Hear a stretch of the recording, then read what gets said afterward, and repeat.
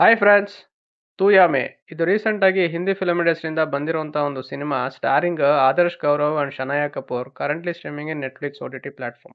ಕತೆ ಶುರುವಿನಲ್ಲಿ ಅವನಿ ಮತ್ತು ಮಾರುತಿ ಇಬ್ರು ಸೋಷಿಯಲ್ ಮೀಡಿಯಾ ಇನ್ಫ್ಲುಯೆನ್ಸರ್ಸ್ ಆಗಿರ್ತಾರೆ. ಮತ್ತೆ ಅವರಿಬ್ರು ಕೂಡ ಹೇಗೋ ಕನೆಕ್ಟ್ ಆಗ್ತಾರೆ. ಅವನಿ ಪ್ರೆಗ್ನೆಂಟ್ ಆಗ್ತಾಳೆ, ಮತ್ತೆ ಇದರಿಂದಾಗಿ ಒಂದಷ್ಟು ಫ್ಯಾಮಿಲಿ ಪ್ರಾಬ್ಲಮ್ಸ್ ಆಗುತ್ತೆ. ಇದರಿಂದಾಗಿ ಅವನಿ ಮತ್ತು ಮಾರುತಿ ಇಬ್ರು ಪೀಸ್ ಆಫ್ ಮೈಂಡ್ ನ ಹುಡುಕೊಂಡು ಅವರ ಫ್ಯಾಮಿಲಿ ಮತ್ತು ಫ್ರೆಂಡ್ಸ್ಗೂ ಹೇಳ್ದಂಗೆ ಫಾರೆಸ್ಟ್ಗೆ ಹತ್ರ ಇರುವಂತಹ ಒಂದು ಜಾಗಕ್ಕೆ ಔಟಿಂಗಿಗೆ ಹೋಗ್ತಾರೆ.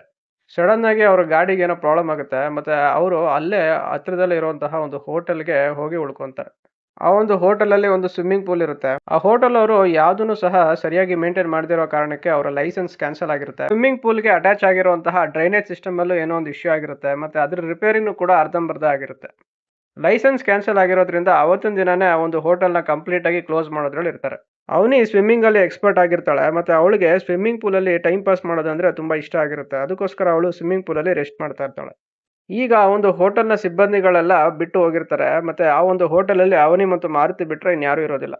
ಕಾಡಲ್ಲಿ ಇರುವಂತಹ ಮರ ಗಿಡಗಳನ್ನೆಲ್ಲ ಕಟ್ ಮಾಡಿ ಅಲ್ಲಿ ಒಂದು ಹೋಟೆಲ್ ಮಾಡಿರ್ತಾರೆ. ಅದರಿಂದಾಗಿ ಈಗ ಅಲ್ಲೊಂದು ಮೊಸಳೆ ಎಂಟ್ರಿ ಕೊಡುತ್ತೆ.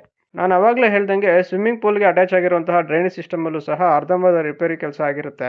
ಸ್ವಿಮ್ಮಿಂಗ್ ಪೂಲ್ ಅಲ್ಲಿ ರೆಸ್ಟ್ ಮಾಡ್ತಿರುವಂತಹ ಅವನಿಗೆ ಈ ವಿಷಯ ಗೊತ್ತಾಗೋಕ್ಕಿಂತ ಮುಂಚೆನೆ ಆ ಒಂದು ಸ್ವಿಮ್ಮಿಂಗ್ ಪೂಲ್ ಅಲ್ಲಿ ಇರುವಂತಹ ನೀರೆಲ್ಲ ಖಾಲಿಯಾಗಿರುತ್ತೆ. ಇವಾಗ ಅವನಿ ಮತ್ತೆ ಮಾರುತಿ ಇಬ್ರು ಆ ಒಂದು ಸ್ವಿಮ್ಮಿಂಗ್ ಪೂಲ್ ಅಲ್ಲಿ ಟ್ರ್ಯಾಪ್ ಆಗ್ತಾರೆ. ಅಲ್ಲಿಂದ ಅವನಿ ಮತ್ತು ಮಾರುತಿ ಆ ಒಂದು ಮೊಸಳೆಯಿಂದ ತಪ್ಪಿಸ್ಕೊಂಡು ಜೀವಂತವಾಗಿ ಸ್ವಿಮ್ಮಿಂಗ್ ಪೂಲ್ ಇಂದ ಮತ್ತು ಹೋಟ್ಲಿಂದ ಹೊರಗೆ ಬರಕ್ ಆಗುತ್ತೋ ಇಲ್ವೋ ಅನ್ನೋದು ಈ ಒಂದು ಫಿಲ್ಮ್ ನ ಮೇನ್ ಪ್ಲಾಟ್. ಆಕ್ಟಿಂಗ್ ವಿಷಯಕ್ಕೆ ಬರೋದಾದ್ರೆ ಮಾರುತಿಯ ರೋಲ್ ಮಾಡಿರೋದು ಆದರ್ಶ್ ಗೌರವ್. ನಾನು ಅವ್ರ ಆಕ್ಟಿಂಗ್ ನ ಪ್ರೀವಿಯಸ್ ಫಿಲ್ಮ್ಸ್ ಅಲ್ಲಿ ನೆಗೆಟಿವ್ ಶೇಡ್ಸ್ ಅಲ್ಲಿ ನೋಡಿದ್ದೆ. ಅವರ ಆಕ್ಟಿಂಗ್ ತುಂಬಾ ಇಂಪ್ರೆಸಿವ್ ಆಗಿ ಬರ್ತಾ ಇತ್ತು. ಈ ಒಂದು ಫಿಲ್ಮ್ ಅಲ್ಲೂ ಸಹ ಅಷ್ಟೇ ಚೆನ್ನಾಗಿ ಮಾಡಿದ್ದಾರೆ. ಅವನಿಯ ರೋಲ್ ಮಾಡಿರೋದು ಶನಾಯಾ ಕಪೂರ್. ನನಗೆ ಅವರ ಆಕ್ಟಿಂಗು ಅಷ್ಟೊಂದು ಇಂಪ್ರೆಸಿವ್ ಅಂತ ಅನಿಸ್ಲಿಲ್ಲ. ಕೆಲವೊಂದು ಸೀನ್ಸ್ ಅಲ್ಲಂತೂ ಅವರ expressions not up to the mark ಅಂತಾನೆ ಹೇಳ್ಬೋದು. ಡೈರೆಕ್ಷನ್ ವಿಷಯಕ್ಕೆ ಬರೋದಾದ್ರೆ ಕತೆ ತುಂಬಾ ಕ್ರಿಯೇಟಿವ್ ಆಗಿ ಬರ್ಕೊಂಡಿದ್ದಾರೆ. ಎಕ್ಸಿಕ್ಯೂಷನ್ ಗೆ ಬರೋದಾದ್ರೆ screen play first 1 hour of the film completely slow ಆಗಿ ತಗೊಂಡೋಗಿದ್ದಾರೆ. ನನಗೆ ಒಂದಷ್ಟು ಕಡೆ ತುಂಬಾ ಬೋರಿಂಗ್ ಅಂತ ಅನಿಸ್ತು. ಒಂದಷ್ಟು ಅನ್ವಾಂಟೆಡ್ ಸೀನ್ಸ್ ನ ಮತ್ತು ಕ್ಯಾರೆಕ್ಟರ್ಸ್ ನ ಆಡ್ ಮಾಡಿದ್ದಾರೆ. ಅದ್ಯಾವುದು ಕೂಡ ಮೇನ್ ಸ್ಟೋರಿಗೆ ಕನೆಕ್ಟ್ ಆಗಲ್ಲ. ಈ ಎಲ್ಲ ಅನ್ವಾಂಟೆಡ್ ಥಿಂಗ್ಸ್ ನ ಅವಾಯ್ಡ್ ಮಾಡಿದ್ರೆ first half of the film ಇನ್ನು ಎಂಗೇಜಿಂಗ್ ಆಗಿ ಬರ್ತಾ ಇತ್ತು. Second half of the film screen play completely gripping ಆಗಿ ತಗೊಂಡೋಗಿದ್ದಾರೆ. ಆಡಿಯನ್ಸ್ಗೆ edge of the seat thriller experience guaranteed.